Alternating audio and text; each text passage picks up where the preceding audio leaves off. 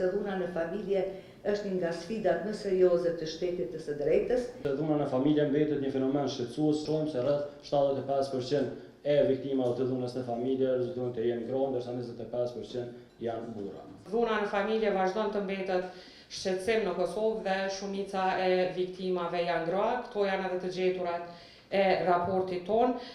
Ndonë se ka pasur përmirësime ndër vite sa i përket trajtimit të rasteve të dhunës në familje dhe dhunës në baza gjinore nga sistemi gjyqësor dhe prokurorial, ende ka probleme dhe sfida strukturore të cilat kërkojnë natyrisht vëmendje të mëtutjeshme si nga sistemi ashtu edhe nga institucionet e tjera. Unë konsideroj se dhuna në familje është një nga sfidat më serioze të shtetit të së drejtës dhe një provë reale për funksionimin e drejtësisë penale në çdo shoqëri demokratike. Gjithë bindemi se ajo nuk ndodh në hapësira publike, nuk mund të ndodhë në këtë sallë, nuk zhvillohet as para kamerave, ajo ndodh në heshtje pas dyrëve të mbyllura, aty ku viktima shpesh mbetet e vetme përballë frikës, presionit dhe dhunës së vazhdueshme.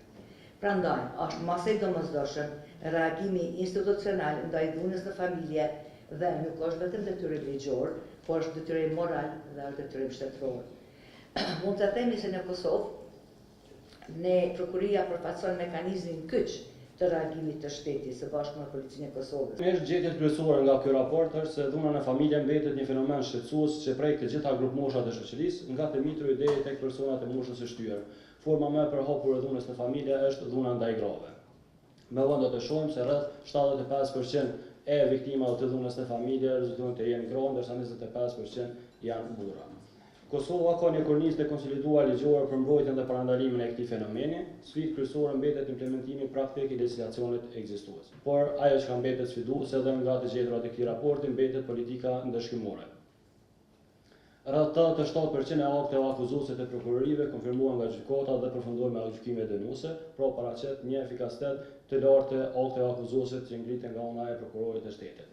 Sa i përket gjykatave, vetëm 14% e të akuzuar morën dënimin kumulativ gjobë dhe dënim me burgim, siç e parashikon Kodi Penal i Republikës së Kosovës.